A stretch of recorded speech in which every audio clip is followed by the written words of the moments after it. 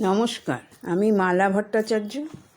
আজ 21/1/2024 আমি দেবল দেববর্মার লেখা গোয়েন্দা প্রলয় এবং সাইকেল রহস্য এই গল্পটি পড়তে চলেছি। তাহলে সঙ্গে থাকুন। সাইকেলটা পাওয়া যাচ্ছে না, আশ্চর্য ব্যাপার। এই তো রাত্রিরে একতলার বারান্দায় দেওয়ালের গায়ে ঠেস দিয়ে তড়িৎ সেটা রেখেছিল। ভবেন তক্ষুনি সাবধান করল, বাইকটা অমনি বারান্দায় ফেলে রাখবি, ধর যদি কেউ নিয়ে চম্পট দেয়। ওর কথা শুনে তড়িতের কিঞ্চিত ভয় হলো, কিন্তু পরেশ আর দিবাকর বলল, ভয়টা কিসের? সাইকেলে যখন চাবি রইল তখন নিয়ে যাওয়া অমনি মুখের কথা। তাছাড়া ওটা যখন ঠেলে নিয়ে যাবে সেই শব্দেই তো কারো না কারো ঘুম ভাঙবে। সে কথা অবশ্য ঠিক। সাইকেলটা দেবাশিস আর দিবাকরের ঘরের সামনে রয়েছে। গরমের দিন বলে রাত্রিরে ওরা দরজা খুলে রাখে। চোরের ভয় দেখালে জবাব দেয়, কি আর নিয়ে যাবে বল, খাতা পেন্সিল আর 2-4খানা বই তো সম্বল। চুরি করলেও বিক্রি করতে বাছাধন নাস্তানাবুদ হবে। এখানে তো আর ওল্ড বুক শপ নেই। তাছাড়া বছরের মাঝখানে পুরানো বই আর কে কিনবে বল? যে সময়ের কথা বলছি তখন এই ঝাড়গ্রাম শহরটা এমন জমজমাট হয়ে ওঠেনি। নিউ ঝাড়গ্রাম আর ওল্ড ঝাড়গ্রামের মাঝখানে প্রায় 1.5 মাইল রাস্তা। দুপাশে শালের বন। স্টেশনে যাওয়ার পথে খানিকটা জায়গা বেশ নির্জন। তখন দিন দুপুরে ওখানে প্রায় নেকড়েবাঘ কিংবা হুড়োর দেখা যেত। তবে সেগুলো মানুষের ক্ষতি করতো না, বরং সাইকেলের শব্দ পেলেই এক লাফে পাশের ঝোপ জঙ্গলে ঢুকে নিমেষে কোথায় গা ঢাকা দিত। সাইকেলটা তড়িতের নয়, তার মাস্তুতো ভাই রমেনের। ওরা ঝাড়গ্রাম থেকে মাইলাস্টেক দূরে সাডিহাতে। পরশু বিকেলে রমেন এসেছে তার মাসির বাড়ি ওই সাইকেলে চেপে। ভারী চমৎকার সাইকেলটা, গাঢ় সবুজ রং, ইস্পাতের মতন ঝকঝকে হ্যান্ডেল, পিছনে একটা কেরিয়ার লাগানো, সামনের চাকাটা যেন রেসের ঘোড়ার মতো দৌড়াবার জন্য তৈরি হয়ে আছে। সিটে বসে প্যাডেলে চাপ দিলেই গাড়িটা কি অনায়াসে ছুটতে শুরু করে। ওই সাইকেলটা নিয়ে তড়িৎ স্কুলের হোস্টেলে এসেছিল। আর একদিন বাদেই সামার ভ্যাকেশন, তাই রাত্রিরে ছেলেদের গ্র্যান্ড ফিস্ট। কেউ কেউ বন্ধুবান্ধবকে গেস্ট করে খাওয়ায়। সেই হিসেবে শঙ্কর আর দেবাশিস তাকে হোস্টেলে নেমন্তন্ন করে বলেছিল, খাওয়া দাওয়া হতে হয়তো একটু দেরি হবে, তাই রাত্রিটা এখানেই থেকে যাস, সকাল হলেই বাড়ি চলে যাবি। কথাটা ওরা অবশ্যই মিথ্যে বলেনি। তড়িৎ থাকে নিউ ঝাড়গ্রামে, স্টেশনের পাশে বাড়ি, আর ছেলেদের হোস্টেলটা রাজবাড়ির কাছে পুরনো ঝাড়গ্রামে। তখনকার দিনে সন্ধে মানেই অন্ধকার। রাস্তায় বিজলিবাতি দূরে থাক, তেলবাতিরও ব্যবস্থা ছিল না। আর ঝাড়গ্রাম তো একটা পুচকে মহকুমা শহর। সেই নিউ ঝাড়গ্রামে এসডিওর অফিস আর মুন্সেফি আদালত, রেজিস্ট্রি অফিস, থানা, পোস্ট অফিস ছাড়া আর কী বা ছিল। তবে থানাটা পুরানো ঝাড়গ্রামে, হোস্টেল থেকে বেশি দূরে নয়। রাত্রিরে খাওয়া সেরে বাড়ি ফিরতে হলে তড়িৎকে ওই 1.5 মাইল পথ অন্ধকারে একা যেতে হতো। ভূতের ভয় নাই হোক, কিন্তু জন্তু জানোয়ার কিংবা সাপখোপের আশঙ্কা তো আছে। দোতলায় প্রলয়ের ঘরে রাত্রিরে তড়িতের শোবার ব্যবস্থা হলো। পাশের সিটটা নৃপেন সরকারের। গত সপ্তাহে ছেলেটার হঠাৎ ধুম জ্বর, তাই হেড স্যারকে বলে ভ্যাকেশনের আগেই তলপা গুটিয়ে বাড়ি চলে গেছে। ওই খাটে একটা বিছানা পেতে তড়িৎ তোফা ঘুমালো। খাওয়ার পর রাত 12টা পর্যন্ত বন্ধুরা মিলে জমাটি আড্ডা, তার সঙ্গে কোরাস গান, কখনো রসিকতায় সমস্বরে উচ্ছ্বসিত হাসি। নেহাত একদিন বাদেই সামার ভ্যাকেশন শুরু হচ্ছে, তাই হোস্টেল সুপারিনটেন্ডেন্ট শুভঙ্কর স্যার কাউকে বকাঝকা করেননি। নইলে রাত দুপুর অবধি এমনি গুলতানি হচ্ছে জানলে ছেড়ে কথা কইতেন না। হেডমাস্টারকে রিপোর্ট করার আগে নিজেই ঘর থেকে বেরিয়ে এসে সকলকে অন্তত 5-6 ঘা বেদ কষিয়ে দিয়ে যেতেন। তড়িৎ তখন ভাবতেও পারেনি আর কয়েক ঘন্টার মধ্যে তার নতুন সাইকেলটা বেমালুম লোপাট হয়ে যাবে। অবশ্য তড়িতের নিশ্চয় আরও সাবধান হওয়া উচিত ছিল। সাইকেলটা শুধু চাবি দিয়ে নিচে বারান্দায় ফেলে রাখা বোকামি হয়েছে। ইচ্ছে করলে গাড়িটা দোতলায় তুলে তার বিছানার পাশে দেওয়ালে ঠেস দিয়ে রাখতে পারত। চোর কখনো উপরে উঠে ঘরের ভিতর থেকে সাইকেলটা বের করে নিয়ে যেতে সাহস পেত না। তবে গাফিলতি তার একার নয়, ওই দেবাশিস, পরেশ আর দিবাকরও এর জন্য সমান দায়ী। ওরাই তো তাকে বারবার নিশ্চিন্ত করেছিল। সাইকেলে যে শুধু চাবি রইল তাই নয়, গরমের দিন বলে তারা তো দরজা খুলে রেখে ঘুমায়, আর বারান্দায় সাইকেল নিয়ে টানাটানি করলে তাদের না হোক পাশের ঘরে শঙ্করের নিশ্চয়ই ঘুম ভাঙবে। ওর ঘুম এত পাতলা যে বারান্দায় খুট করে একটা শব্দ হলেই জেগে ওঠে। বিকালবেলায় নতুন সাইকেল দেখে সবাই কী তারিফ করেছিল। দিবাকর তার গাড়িটা নিয়ে মাঠের চারধারে পাই পাই করে এক পাকে ঘুরে এলো। সাইকেল থেকে নেমে উচ্ছ্বসিত প্রশংসা করে বলল, বিউটিফুল গাড়ি, কি দারুণ স্পিড রে। পরেশ জিজ্ঞাসা করলো, এটা কিনলি কবে? আগে তো দেখিনি। কিনবো কেন, সাইকেলটা তো আমার নয়। তবে কার? ওটা আমার মাস্তুতো ভাই, মানে রমেনের।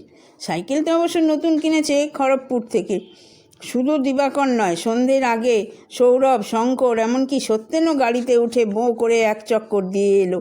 তরিতের নিশ্চয়ই বোঝা উচিত ছিল, বাইরে যখন ঘুরে এসেছে তখন শুধু তার বন্ধুদের নয়, নতুন গাড়ির ওপর আরও অনেকের নজর পড়েছে। সকালবেলা দিবাকর তাকে ঘুম থেকে ঠেলে তুলল, বলল, শিগগিরই ওঠ, তোর সাইকেলটা খুঁজে পাওয়া যাচ্ছে না। এমন একটা দুঃসংবাদ কানে যেতেই তরি ধর্মর করে বিছানার উপরে উঠে বসলো। তারপর এক লাফে খাট থেকে নেমে দুর্দার করে সিঁড়ি বেয়ে নিচে এলো। বারান্দায় পা দিয়ে তার চোখ দুটো সেইখানে গিয়ে নিবদ্ধ হলো যেখানে গতকাল দেয়ালের গায়ে সাইকেলটা সে ঠেস দিয়ে রেখেছিল। এখন জায়গাটা ফাঁকা, সাইকেল দূরে থাক, একটা ছোটোখাটো জিনিসও সেখানে পড়ে নেই। ঘর থেকে বেরিয়ে সৌরভ বলল, আমরা তো ভেবেছিলাম ভোরবেলায় উঠে সাইকেল নিয়ে তুই বাড়ি চলে গিয়েছিস। দিবাকর বলল, আমার মনে কেমন খটকা লাগলো, তাই উপরে উঠে তোকে ঘুমোতে দেখে ঠেলে তুললাম। শঙ্কর বিজ্ঞের মতো মন্তব্য করলো, খুব আশ্চর্য লাগছে বুঝলি, রাত্রিরে আমি কিন্তু কোনো শব্দ শুনতে পাইনি। সাইকেলটা নিয়ে গেলেও তো একটা শব্দ হবে, অন্তত চাবি খোলার সময় খুট করে আওয়াজ হয়। তরিতের মুখখানা শুকনো নিষ্প্রভ দেখালো, প্রায় কিংকর্তব্য বিমূঢ় অবস্থা। এখন বাড়ি ফিরে রমনকে কী কৈফিয়ত দিবে? তার নতুন সাইকেলটা এইভাবে খোয়া যাবে জানলে নিশ্চয়ই তরিতকে ওটা দিত না। বাবা শুনলে তাকে দায়িত্ব জ্ঞানহীন আরও কত কি বলে বকাঝকা করবে। তারপর বাড়ি ফিরে রমেনের যা অবস্থা দাঁড়াবে তা সে এখনই আন্দাজ করতে পারছি।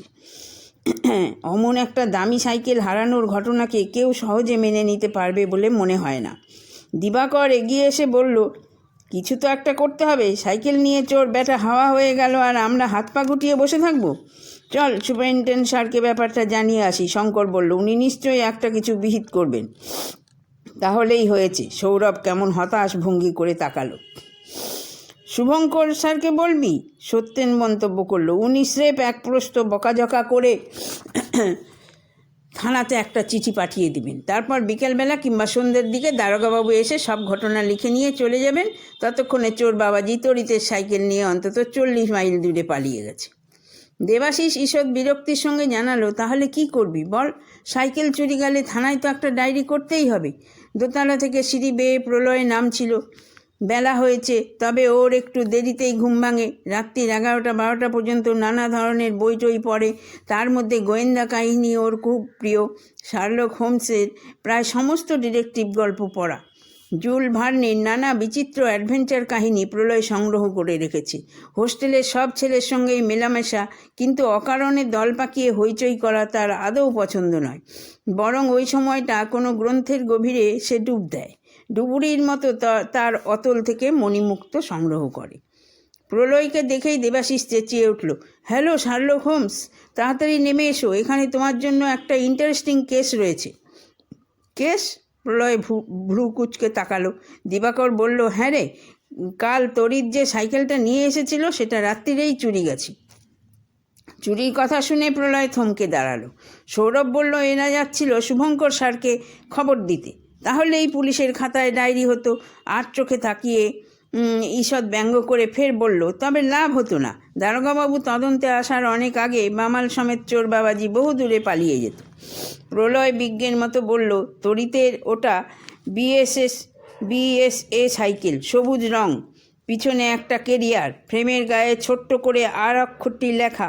হ্যান্ডেলের সঙ্গে লাগানো গ্রিপসগুলো সামান্য পুরু, অথচ বেশ নরম, তাই না? আশ্চর্য। তরিত অবাক হয়ে বলল, তুই সব খবর জানলি কেমন করে? সাইকেলে তো একবারও হাতও দিসনি। দেবাশিস তারিফ করে বলল, শার্লক হোমস, এবার তোমার কেরামতিখানা দেখাও তো, যাতে চটপট তরিত তোর সাইকেলটা ফিরে পায়। শঙ্কর বলল, হ্যাঁ, তবে বুঝবো রাশি রাশি গোয়েন্দা গপ্প পড়ে তুই সত্যি কিছু শিখেছিস। প্রলয় অনেকক্ষণ চিন্তা করলো, মৃদু হেসে বলল, ঠিক আছে, কেসটা আমি নিলাম। তবে আমাকে 4 ঘন্টা টাইম দিতে হবে। তার মধ্যে যদি তড়িতের সাইকেলের কিনারা করতে না পারি তাহলে পুলিশে খবর দিও। তড়িৎ এগিয়ে এসে তার হাত দুটো ধরে বলল, সাইকেলটা উদ্ধার করে দে ভাই, নইলে বাড়ি ফিরে রমেনের কাছে আমি মুখ দেখাতে পারবো না। প্রলয় কোনো কথা না বলে তার ঘর থেকে একটা ব্যাগ নিয়ে এলো। সাইকেলটা যেখানে ছিল পা টিপে টিপে সেখানে গিয়ে দাঁড়ালো। অনেকক্ষণ কি যেন লক্ষ্য করে বারান্দার ধার ঘেঁষে কয়েকবার এদিক থেকে ওদিকে ঘুরে বেড়ালো। রাস্তা থেকে ছাত্রাবাস বেশ খানিকটা দূরে। সাদা বাড়ি, সামনে অনেকখানি মাঠ, একপাশে লাল মাটির সরু পথ। বড় রাস্তায় গিয়ে পৌঁছাতে অন্তত 3-4 মিনিট লাগে। ব্যাগ থেকে একটা বড় আতশকাচ বের করে প্রলয় বারান্দা থেকে নেমে এলো। পথের উপরে ঝুঁকে কি যেন সে লক্ষ্য করছিল। গতকাল মাঝরাত্রিরে এক পশলা বৃষ্টি হয়ে গেছে। বাতাস একটু শীতল হতেই সকলের চোখে ঘুম জড়িয়ে এসেছিল। সেই ফাঁকে চোর বাবাজি তার কম্ম সেরে বামাল শুদ্ধ পালিয়েছে। লাল মাটির সরু পথ ধরে প্রলয় বড় রাস্তা পর্যন্ত ঘুরে এলো। গতকাল বৃষ্টির দরুন মাটি এখনও ঈষৎ ভিজে, তবে রোদ উঠলেই জলটুকু টেনে নেবে। পিছন থেকে সৌরভ মন্তব্য করলো, এখানে খোঁজাখুঁজি করে কোনো লাভ আছে? তড়িতের সাইকেল এখন পগার পার, কত দূরে চলে গেছে কে জানে। প্রলয়কে বেশ চিন্তিত দেখাচ্ছিল। গালে আলতো হাত রেখে সে বলল, চোর বোধহয় সাইকেলটা নিয়ে বেশি দূরে যেতে পারেনি, মনে হয় সেটা আশেপাশেই রয়েছে। কি বলতে চাস তুই? দিবাকর পাল্টা শুধলো। বলল, হোস্টেলের ঘরগুলো একবার তল্লাশি করে দেখব নাকি? তার প্রয়োজন নেই। প্রলয় মাথা নাড়ল, বলল, চোর কখনো অত বোকা হয় না। অত বড় একটা সাইকেল হোস্টেলের ঘরে লুকিয়ে রাখলে তার কি নিস্তার আছে? সৌরভের ঘরে ঢুকে প্রলয় একটা চেয়ার টেনে নিয়ে বসলো। বেশ ভারিক্কি চালে বলল, তাহলে ইনভেস্টিগেশন শুরু করি? হ্যাঁ নিশ্চয়, দিবাকর তাকে উৎসাহিত করলো। প্রলয় বলল, আচ্ছা, হোস্টেলে নতুন লোক কেউ এসেছে এই ধর মাস 5-6 মধ্যে? তুই কি কাজের লোকের কথা বলছিস? হ্যাঁ, কিংবা তাদের সঙ্গে যদি কেউ বসবাস করে, হয়তো অন্য কোথাও চাকরি নিয়ে এখানেই থাকে। খোঁজ নিয়ে জানা গেল ঠাকুরের এক ভাইপো এসে তার সঙ্গে রয়েছে। নিউ ঝাড়গ্রামে কোন দোকানে কাজ করে, রাত্রিটা এখানে শয়। এছাড়া হোস্টেলের পিছনে একটা ঘরে স্কুলের মালি থাকে, তার এক বন্ধু 3-4 মাস হলো এখানেই আছি, সঙ্গে বছর 10-এর একটি মেয়ে। সৌরভ বলল, শুনলাম কাল রাত্রিরে 3-4টে ভিখিরি এসেছিল। গ্র্যান্ড ফিস্ট কিনা, খাওয়া শেষ হলে এটোকাটা যা পায় তাই ওরা তুলে নেয়। প্রলয় মাথা নেড়ে বলল, এ চুরি ভিখিরির কাজ বলে মনে হয় না। আমার ধারণা চোর এখানের লোক, এদিককার অন্দিসন্ধি সে জানে। ততক্ষণে সাইকেল চুরির খবর চাউর হয়ে গেছে। ভাগ্যিস শুভঙ্কর স্যার ভোরে উঠে কোথায় যেন গিয়েছেন, নইলে এতক্ষণ দাপাদাপি হম্বিতম্বি শুরু হয়ে যেত। চেয়ারে হেলান দিয়ে প্রলয় বলল, হোস্টেলে কাজের লোক এবং তাদের আত্মীয় বন্ধু যারা রয়েছে তাদের একবার ডাক। এক মুহূর্ত থেমে বন্ধুদের উদ্দেশ্যে ফের জানালো, সকলকে এখন বাইরে যেতে হবে, কিন্তু একলা ঘরে আলাদাভাবে ওদের সঙ্গে আমি কথা বলতে চাই। মিনিট খানিকের মধ্যেই ঘর ফাঁকা। দিবাকর সকলকে প্রায় তাড়া দিয়ে বাইরে নিয়ে গেল। সৌরভ আর শঙ্কর ছুটল কাজের লোক আর তাদের আত্মীয় বন্ধুদের ডেকে আনতে। পিছন থেকে সত্যেন চেঁচালো, না আসতে চাইলে জোর করে ধরে আনবি, বুঝলি? কিন্তু তার প্রয়োজন হলো না। হোস্টেলে 4 জন লোক কাজ করে, একজন ঠাকুর, অন্যজন তার অ্যাসিস্ট্যান্ট। এছাড়া 2 জন চাকর, তারা বাসন মাজে, ঘর ঝাড় দেয়। বাজারহাট, ফাইফরমাস, প্রয়োজন হলে অন্য কাজেও খাটে। ঠাকুরের সেই ভাইপো আর মালির বন্ধুটিও এসেছে। শুধু মালি নেই, 2 দিন আগে সে নাকি বাড়ি চলে গেছে, একেবারে সামার ভ্যাকেশনের ছুটি কাটিয়ে ফিরে আসবে। প্রলয় প্রথমে ঠাকুরকে ডাকলো। 60-এর কাছাকাছি বয়স, হোস্টেলে প্রায় 15 বছর কাজ করছে, সাদাসিধে লোক। 2-একটা কথা জিজ্ঞাসা করে মানুষটার সম্বন্ধে তার কোনো আগ্রহ রইল না। রাত দুপুরে বারান্দায় গিয়ে সাইকেল চুরি করবার মতন দুঃসাহস এর হবে না। ঠাকুর চলে যেতেই তার সহকারী এসে ঘরে ঢুকলো। কোনো প্রশ্ন করবার আগেই মুখ কাচুমাচু করে বলল, দাদাবাবু বিশ্বাস করুন, এর বিন্দু বিসর্গ আমি জানি নে। সাইকেল কে নিয়েছে তাও বলতে পারবো নি। প্রলয় আপাদমস্তক লোকটাকে নিরীক্ষণ করলো। বয়স 30-এর মতন হবে। রোগা শিরিঙ্গের চেহারা, ভাবভঙ্গি দেখে মনে হয় বেশ ভীতু।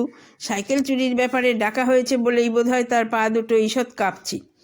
তীক্ষ্ণ দৃষ্টিতে তার দিকে তাকিয়ে প্রলয় জিজ্ঞাসা করলো, কাল রাত্রিরে তুমি ঘর থেকে বেরিয়েছিলে? আগে না, রান্নাঘরে পাট চুকতেই তো রাত্রির 12টা হলো। তারপর এক ঘুমে রাত কাবার। তড়িতে সাইকেলটার কী রং বলতে পারো? আগে আগে না, লোকটা ফ্যাল করে তাকালো। তুমি সাইকেল চালাতে জানো নিশ্চয়? না দাদাবাবু। সে আরও ভয় পেয়েছে মনে হলো। প্রলয় তাকে ছেড়ে দিয়ে চাকর দুটোকে ডাকলো। এদের সে ভালো রকম চেনে।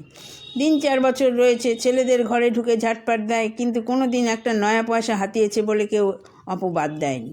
এদের রগড়ালে চুরির কোনো কিনারা হবে বলে প্রলয়ের মনে হলো না। পরের জন ঠাকুরের সেই ভাইপো, 20-22 বছরের ছোকরা, স্বাস্থ্য ভালো, নিপাট ভালো মানুষের মতো মুখ, যেন ভাজা মাছটি উল্টে খেতে শেখেনি। এমনও হতে পারে যে ছেলেটা ঢং করছে যাতে কেউ ওকে সন্দেহ না করে। কোথায় কাজ করো তুমি? প্রলয় শুধালো। নিউ ঝাড়গ্রামে বলেই সে একটা দোকানের নাম করলো। কাল রাত্রিরে কখন ফিরলে? আগে তা প্রায় 8টা-9টা হবে। এখানে মানে এই বারান্দায় একটা সাইকেল ছিল জানতে? আগে হ্যাঁ। ছোকরা মুখ তুলে তাকালো, বলল, ওই তো বারান্দার ওধারে সাইকেলটা দেওয়ালে ঠাসানো ছিল, বেশ নতুন, মানে দামি জিনিস। প্রলয় সন্দিগ্ধ চোখে তাকে আর একবার নিরীক্ষণ করলো। ছোকরা বলে কি, নতুন আর দামি সাইকেল মানে ওর মন পছন্দ বুঝি? তারপর রাত দুপুরে মাল হাফিস করে এখন দিব্যি সাধু সেজে বেড়াচ্ছে। ভ্রু কুচকে প্রলয় শুধালো, সাইকেল চালাতে জানো? আগে হ্যাঁ। সে ঘাড় হেলিয়ে রইল। ঈষৎ কুণ্ঠার সঙ্গে ফের বলল, নিজের একটা সাইকেল থাকলে দোকানে যাতায়াতের খুব সুবিধে হতো। প্রলয় কয়েক মুহূর্ত ওর মুখের দিকে তাকিয়ে রইল। আশ্চর্য, এসব কথা এখন কেউ বলে নাকি? টেবিলে পেন্সিলের সাহায্যে একটা টোকা মেরে আর একটা প্রশ্ন ওর দিকে সে ছুড়ে দিল। গতকাল রাত্রিরে ঘর থেকে বেরিয়েছিলে? আগে হ্যাঁ। সে স্পষ্ট জবাব দিল। কখন? শেষ রাত্রিরে। কেন উঠেছিলে? সলজ্জ হেসে সে উত্তর দিল, আগে বিড়ি খেতে, কাকা ঘরে থাকে কি না তাই। কয়েক সেকেন্ড চিন্তা করে প্রলয় ওকে যেতে বলল। মালির সেই বন্ধুকে এবার সে ডেকে পাঠালো। লোকটা শক্ত সমর্থ, 40-এর মতন বয়স, গায়ে একটা নীল রঙের জামা, পরনে আধময়লা ধুতি। প্রলয় প্রশ্ন করলো, তুমি মালির ঘরে থাকো? আগে হ্যাঁ। সঙ্গে তোমার মেয়ে থাকে? আগে। তোমার এখানে কোথায় কাজ করো? লোকটা একজন ঠিকাদারের নাম করলো। গতকাল রাত্রিরে ওই বারান্দা একটা সাইকেল ছিল জানতে? আগে না। সে মাথা নাড়ল। রাত্রিরে তুমি ঘর থেকে বেরিয়েছিলে?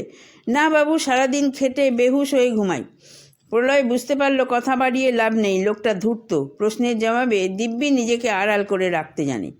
অগত্যা ওকে ছেড়ে প্রলয় তার মেয়েকে ডেকে পাঠালো। বছর 10 বয়স হবে, রোগা, পরনে একটা ফ্রক, তাও পিছনে তালি, খালি পা, তেল মাখেনি বলে ঈষৎ রুক্ষ লাগছে। প্রলয় তাকে কাছে ডাকলো। পকেট থেকে একটা লজেন্স বের করে দিতেই মেয়েটি ফিক করে হাসলো। সে খানিকটা সহজ হয়েছে বুঝতে পেরে প্রলয় জিজ্ঞাসা করলো, তোমরা মালির ঘরে থাকো? হ্যাঁ, মেয়েটি জবাব দিল। গতকাল রাত্রিরে তোমার বাবা কি বাইরে গিয়েছিল? মেয়েটি মনে করবার চেষ্টা করলো, কিন্তু কোনো জবাব দিতে পারল না।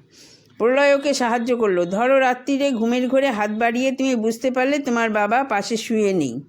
মেয়েটি ফের ভাবলো, কিন্তু তেমন কিছু বোধহয় স্মরণ হলো না। অনেকক্ষণ পরে হঠাৎ সে বলে উঠল, ঘুমের ঘোরে একবার শুধু মনে হলো বাবার পা দুটো যেন ভিজে।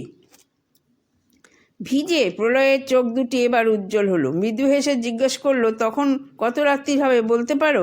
মেয়েটি ফের চিন্তা করলো, কয়েক মুহূর্ত পরে বলল, খানিক আগেই তো শেয়ালগুলো ডেকে উঠল। প্রলয় উঠে দাঁড়ালো। দেবাশিস আর দিবাকরকে ডেকে বলল, চল, একটা ক্লু বোধহয় পাওয়া গেছে।